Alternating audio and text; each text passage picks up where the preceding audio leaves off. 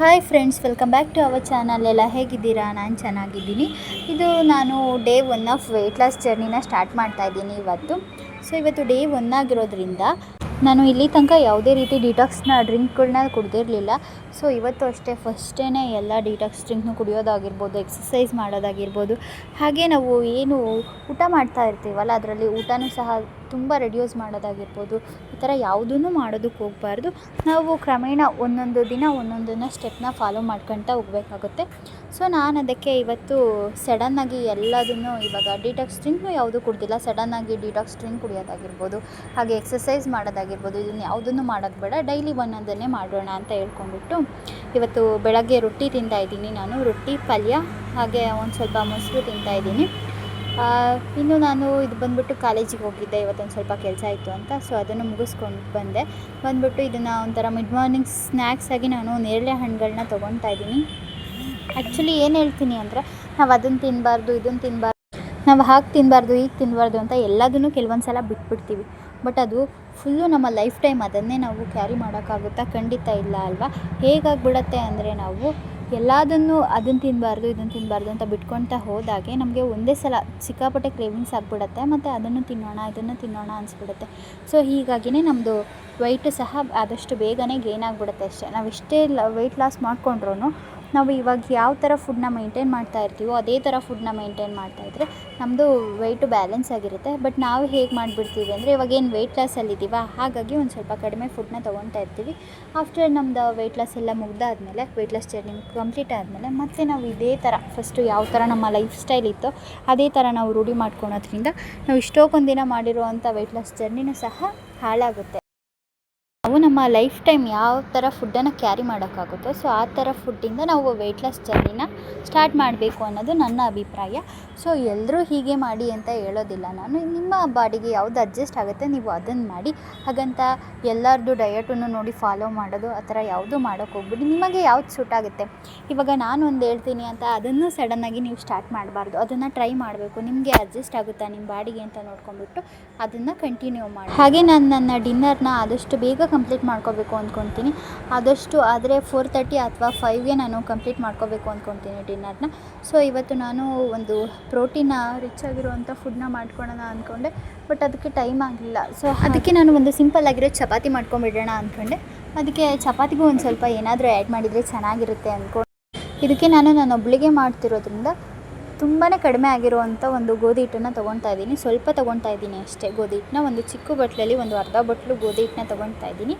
ಹಾಗೆ ಇದಾದಮೇಲೆ ಅದಕ್ಕೆ ಒಂದು ಸ್ವಲ್ಪ ಉಪ್ಪು ಹಾಗೆ ಮತ್ತು ಒಂದು ಸ್ವಲ್ಪ ಎಣ್ಣೆನೂ ಆ್ಯಡ್ ಮಾಡ್ತಾಯಿದ್ದೀನಿ. ಹಾಗೆ ಎಣ್ಣೆ ಉಪ್ಪು ಎರಡನ್ನೂ ಆ್ಯಡ್ ಮಾಡಾದಮೇಲೆ ತುಂಬಾ ಲೋ ಕ್ವಾಂಟಿಟಿ ಆಗಿರುವಂಥ ಎಣ್ಣೆನ ಆ್ಯಡ್ ಮಾಡ್ತಾಯಿದ್ದೀನಿ. ಬಿಕಾಸ್ ನಾವು ವೆಯ್ಟ್ ಲಾಸ್ ಜರ್ನಿ ಸ್ಟಾರ್ಟ್ ಮಾಡಿರ್ತೀವಿ ಅಲ್ವಾ. ಇವಾಗ ನಾವು ಇವಾಗಿಂದನೇ ಎಣ್ಣೆನ ಕಡಿಮೆ ಮಾಡ್ತಾ ಇರಬೇಕು. ನಾನು ಯಾವುದೇ ಅಡುಗೆಗಾಗಲಿ ಒಂದು ಸ್ವಲ್ಪ ಎಣ್ಣೆ ಕಡಿಮೆನೇ ಯೂಸ್ ಮಾಡ್ತಾ ಇರೋದು. ಫಸ್ಟಲ್ಲಂತೂ ಭರ್ಜರಿ ಎಣ್ಣೆ ಹಾಕ್ಬಿಡ್ತಾ ಇದ್ದೆ. ಬಟ್ ಇವಾಗ ಒಂದು ಸ್ವಲ್ಪ ನೋಡಿಬಿಟ್ಟು ತುಂಬಾ ಕಡಿಮೆ ಎಣ್ಣೆ ಯೂಸ್ ಮಾಡ್ತೀನಿ. ನಾವಿನ್ನು ಕೊಕೊನೆಟ್ ಆಯಿಲ್ ಯೂಸ್ ಮಾಡಿದರೆ ಅದು ತುಂಬಾ ಬೆಸ್ಟು. ಬಟ್ ನಮ್ಮನೇಲಿ ಯಾರೂ ಅದನ್ನು ಅಷ್ಟು ಇಷ್ಟ ಮಾಡಲ್ಲ ಅಂತ ಹೇಳಿ ನಾನು ಅದನ್ನು ಯೂಸ್ ಮಾಡ್ತಾಯಿಲ್ಲ ಕೊಕೊನೆಟ್ ಆಯಿಲ್ನ. ಇನ್ನು ಮುಂದಿನ ದಿನಗಳಲ್ಲಿ ಯೂಸ್ ಮಾಡಬೇಕು ಅಂತ ಅಂದ್ಕೊಂಡಿದ್ದೀನಿ. ಯೂಸ್ ಮಾಡಿದರೆ ಖಂಡಿತವಾಗಿಯೂ ನಾನು ನಿಮ್ಮ ಜೊತೆನೂ ಶೇರ್ ಮಾಡ್ತೀನಿ. ನಾನು ನೆಕ್ಸ್ಟ್ ಇದಕ್ಕೆ ಏನು ಸಬ್ಬಸಿಗೆ ಸೊಪ್ಪಿತ್ತಲ್ಲ ಅದನ್ನು ಹಾಕ್ಬಿಟ್ಟು ಒಂದು ಸ್ವಲ್ಪ ಸಬ್ಬಸಿಗೆ ಸೊಪ್ಪನ್ನ ಕ್ವಾಂಟಿಟಿ ಭಾಳನೇ ತೊಗೊಂಡಿದ್ದೀನಿ. ಯಾಕಂದರೆ ಇದರಲ್ಲಾದರೂ ಒಂದು ಸ್ವಲ್ಪ ಸೊಪ್ಪಿಂದ ಹಾಕ್ಬಿಟ್ಟು ಮಾಡೋಣ ಚಪಾತಿಲಿ ಅಂತ. ನನಗೆ ಆ್ಯಕ್ಚುಲಿ ಫಸ್ಟಲ್ಲಿ ಚಪಾತಿ ಮಾಡಬೇಕಾದ್ರೆ ಇದೇನು ಬರುತ್ತಾ ಹೆಂಗೋ ಅಂತ ಅಂದ್ಕೊಂಡಿದ್ದೆ. ಏನು ಅಂದರೆ, ನಾವು ಸಬ್ಬಸಿಗೆ ಸೊಪ್ಪಿರುತ್ತಲ್ಲ ಅದನ್ನು ನೀಟಾಗಿ ಚಿಕ್ಕದಾಗಿ ಕಟ್ ಮಾಡ್ಕೊಂಡು ಹಾಕೊಂಡ್ರೆ ಖಂಡಿತವಾಗಿಯೂ ಬರುತ್ತೆ. ನೋಡಿಬಿಟ್ಟು ಸಬ್ಬಸಿಗೆ ಸೊಪ್ಪನ್ನ ತುಂಬ ಚಿಕ್ಕದಾಗಿ ಕಟ್ ಮಾಡ್ಕೊಂಡು ಹಾಕ್ಕೊಳ್ಳಿ. ಹಾಗೆ ನಾನಿಲ್ಲಿ ಚಪಾತಿ ಮಾಡೋದಕ್ಕೂ ಸಹ ಸ್ಟಾರ್ಟ್ ಮಾಡ್ತಾಯಿದ್ದೀನಿ. ನಾನು ಫಸ್ಟಲ್ಲಿ ಅಂದ್ಕೊಂಡೆ ಚಪಾತಿ ಉದ್ದೋದಕ್ಕೆ ಬರುತ್ತೋ ಹೇಗೋ ಅಂತ. ಬಟ್ ಪರವಾಗಿಲ್ಲ, ತುಂಬಾ ಚೆನ್ನಾಗಿ ಬಂದಿತ್ತು ಚಪಾತಿ ಉದ್ದೋದಕ್ಕೂ ಸಹ. ನನಗಂತೂ ಸಿಕ್ಕಾಪಟ್ಟೆ ಖುಷಿ ಆಯಿತು. ಕೆಲವೊಂದು ಸಲ ಅಂದ್ಕೊಳ್ತಾ ಇರ್ತೀನಿ ಏನಾದರೂ ಹೊಸ ರೆಸಿಪಿ ಟ್ರೈ ಮಾಡಬೇಕು ಅಂತ. ಕೆಲವೊಂದು ಸಲ ಹೆಂಗಾಗುತ್ತೆ ಅನಿಸಿದ್ರೆ ಸುಮ್ಮನೆ ಟ್ರೈ ಮಾಡಿ ಅದು ಹಾಳಾದರೆ ಅದು ವೇಸ್ಟ್ ಆಗುತ್ತಲ್ಲ ಅನ್ನೋಂಗೆ ಆಗಿಬಿಡುತ್ತೆ. ಇನ್ನು ಮುಂದೆ ಅಷ್ಟೇ ಕೆಲವೊಂದಿಷ್ಟು ಹೊಸ ರೆಸಿಪಿಗಳನ್ನ ಟ್ರೈ ಮಾಡಬೇಕು ಅಂತ ಅಂದ್ಕೊಂಡಿದ್ದೀನಿ. ಖಂಡಿತವಾಗಿಯೂ ಟ್ರೈ ಮಾಡಿದರೆ ನಾನು ನಿಮ್ಮ ಮುಂದೆನೂ ಸಹ ಶೇರ್ ಮಾಡ್ತೀನಿ. ಹಾಗೆ ಈಗ ಹೇಗೆ ಸಪೋರ್ಟ್ ಮಾಡ್ತಾ ಇದ್ದೀರಾ ನನ್ನ ಈ ವಿಡಿಯೋಸ್ಗೆ, ಖಂಡಿತವಾಗಿಯೂ ನನ್ನ ಲೈವ್ ವಿಡಿಯೋಸ್ಗೂ ಬಂದು ಸಪೋರ್ಟ್ ಮಾಡಿ. ಹಾಗೆ ನಾನಿಲ್ಲಿ ಏನು ಚಪಾತಿ ಉದ್ದಿಟ್ಕೊಂಡಿದ್ನಲ್ಲ ಅದನ್ನು ಚಪಾತಿನೂ ಸಹ ಬೇಯಿಸ್ತಾ ಇದ್ದೀನಿ. ನಾನಿಲ್ಲಿ 2 ಚಪಾತಿ ಆಗೋ ಥರ ಮಾಡ್ಕೊಂಡಿದ್ದು. 2 ಚಪಾತಿ ಆಗಿದ್ದು ಅದನ್ನೆಲ್ಲ ನೀಟಾಗಿ ಬೇಯಿಸ್ಕೊತಾ ಇದ್ದೀನಿ. ಬೇಯಿಸ್ಕೊಂಡಾದ್ಮೇಲೆ ಇದಕ್ಕೆ 2 ಚಪಾತಿ ತೊಗೊಂಡ್ಬಿಟ್ಟು ಹಾಗೆ ಇದಕ್ಕೊಂದು ಸ್ವಲ್ಪ ಈರುಳ್ಳಿ ತೊಗೊಂಡಿದ್ದೀನಿ. ನೀವು ಸಲಾಡ್ಸ್ ಇದ್ದರೆ ಸಲಾಡ್ಸು ಸಹ ತೊಗೋಬೋದು.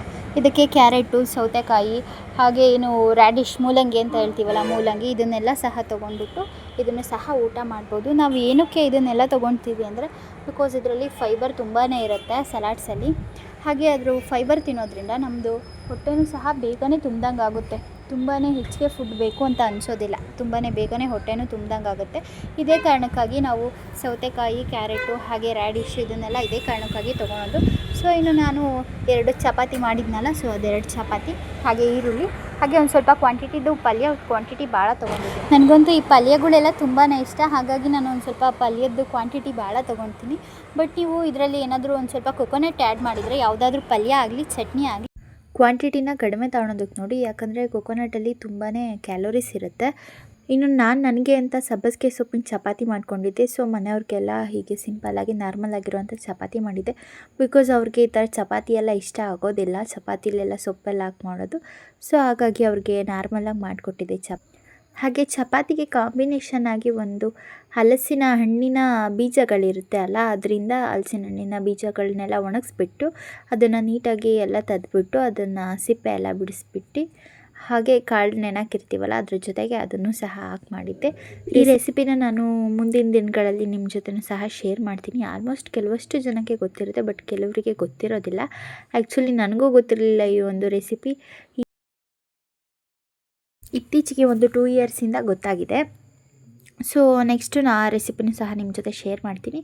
ಹಾಗೆ ಸೊ ಇದಾಗಿತ್ತು ನನ್ನ day first of weight loss challenge. So ನಾಳೆಯಿಂದ ಒಂದೇ ಸಲ ಎಕ್ಸಸೈಸು ಮತ್ತು ವಾಕಿಂಗು ಎಲ್ಲದನ್ನು ಒಂದೇ ಸಲ ಸ್ಟಾರ್ಟ್ ಮಾಡೋದಿಲ್ಲ. ಕೆಲವೊಂದನ್ನು ಒಂದೊಂದೇ ಸಲ ನಿಧಾನವಾಗಿ ಸ್ಟಾರ್ಟ್ ಮಾಡಿಕೊಂಡು ಈ ನಮ್ಮ ವೆಯ್ಟ್ ಲಾಸ್ ಜರ್ನಿನ ಜೋರಾಗಿ ಓಡಿಸೋದೇನು ಬೇಡ, ನಿಧಾನಕ್ಕೆ ಆಮೆ ಥರನೇ ನೆಡ್ಕೊಂಡು ಹೋಗ್ಬಿಟ್ಟೋಣ. ಯಾಕಂದರೆ ನೀವು ಆಲ್ಮೋಸ್ಟ್ ಆಮೆ ಮತ್ತು ಮೊಲದ ಕಥೆನ ಕೇಳೇ ಇರ್ತೀರ. ಸೊ ಹೇಗೆ ಮೊಲ ಜೋರಾಗಿ ಹೋಗ್ಬಿಟ್ಟು ಒಂದು ಸ್ವಲ್ಪ ಸುಧಾರಿಸ್ಕೊಳ್ಳೋಣ ಅಂತ ಹೇಗೆ ಕೂತ್ಕೊಳುತ್ತೋ ಹಾಗೆ ನಾವು ಹಾಕೋದು ಬೇಡ. ನಿಧಾನವಾಗಿ ಆಮೆ ಥರ ತಡ ಆದರೂ ಪರವಾಗಿಲ್ಲ, ನಾವು ನಿಧಾನಕ್ಕೆ ವೆಯ್ಟ್ ಲಾಸ್ ಮಾಡ್ಕೊತ ಹೋಗೋಣ. ನಿಧಾನನೇ ಆಗಲಿ, ಆದರೂ ನಮಗೆ ಒಳ್ಳೆ ರಿಸಲ್ಟ್ ಸಿಗುತ್ತೆ. ಒಂದು ಸ್ವಲ್ಪ ತಡ ಆದರೂ ಪರವಾಗಿಲ್ಲ, ರಿಸಲ್ಟ್ ಅಂತೂ ಸಿಕ್ಕೇ ಸಿಗುತ್ತೆ. ಇನ್ನು ನಾನು 7 ಡೇಸ್ ಚಾಲೆಂಜ್ನ ತೊಗೊಂಡಿದ್ದಾಗ ಅದರಲ್ಲಿ ನಾನು 2 kgsನ ಕಡಿಮೆ ಮಾಡಿದ್ದೆ ಒಂದು ವಾರದಲ್ಲಿ. ಸೊ ಮತ್ತೆ ಕಡಿಮೆ ಮಾಡಿರೋದ್ರಲ್ಲಿ ಮತ್ತೆ 1 kg ಗೇನ್ ಆಗ್ತೀನಿ. ಸೊ ಆವಾಗ 73 ಸಮಥಿಂಗ್ ಇದೆ, ಬಟ್ ಇವಾಗ 74.30 ಇದ್ದೀನಿ.